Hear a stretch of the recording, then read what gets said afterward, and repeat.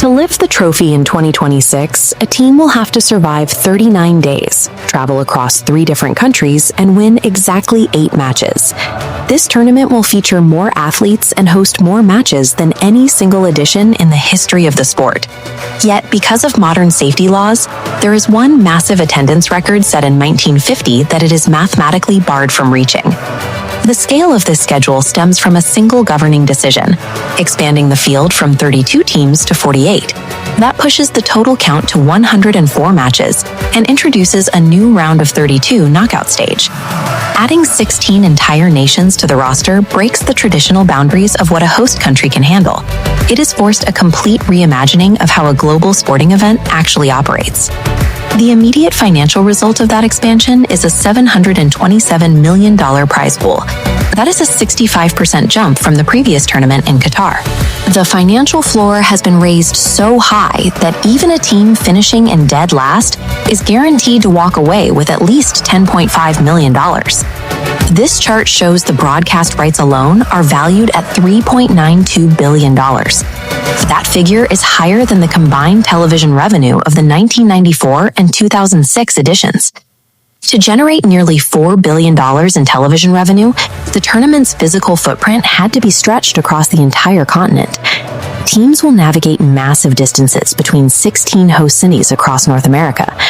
Moving between these nodes creates physiological challenges. A squad might play in Mexico City with 25% less oxygen, and then fly into Miami sweltering heat. To manage these environments, officials have instituted mandatory 3-minute hydration breaks in every half of every match, regardless of the local temperature.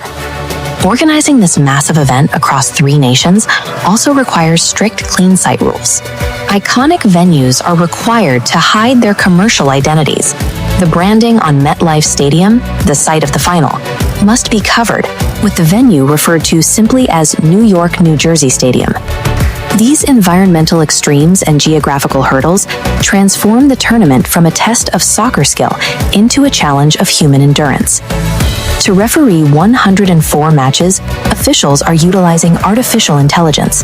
Cameras track thousands of data points on each athlete to create one-to-one 3D digital avatars, allowing for a 360-degree virtual perspective on offsides and fouls. Referees can now use a 5-second countdown for throw-ins and goal kicks to prevent time wasting. Substituted players are also on a clock.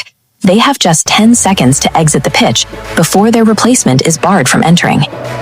While the expanded format complicates the schedule, it also opens the door for underdog nations to reach the global stage. The Caribbean island nation of Curaçao is making history this year. With a population of roughly 156,000 residents, they are now the smallest nation to ever qualify for a Men's World Cup. Qatar is also making a proper debut. After appearing in 2022 as the host nation, they have now earned their place on the roster strictly through the qualification system. AI and strict clocks may control the pace of the matches, but the influx of these untested nations ensures the actual gameplay will be unpredictable. Despite the high-tech tracking and the continental scale, prestige in this sport is still measured by long-standing historical benchmarks. Mexico City's iconic Estadio Azteca is cementing its legendary status this year. It is now the first stadium in history to host matches in 3 separate World Cups. On the pitch, players are still chasing individual milestones. Germany's Miroslav Klose still holds the all-time scoring record with 16 goals, a benchmark that the world's elite strikers have chased for years. Then there is the exclusive club of players who have appeared at 5 World Cups. It is a feat achieved by only 6 men, including global icons like Lionel Messi and Cristiano Ronaldo. While tournament formats and prize pools can be increased overnight, these individual records require decades of sustained talent to achieve. Which brings us back to that one untouchable milestone.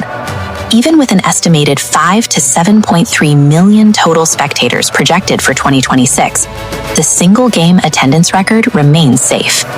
In 1950, nearly 200,000 people packed into a single stadium in Brazil for the final. It was a staggering, unregulated density of fans that no modern venue could permit. Rigid safety laws and modern seating requirements mean the 2026 final at MetLife will be strictly capped at around 82,500 fans. The 2026 World Cup is a massive undertaking in modern planning and global investment. But the raw, crowded scale of football's past remains something that money and tournament expansion alone cannot recreate.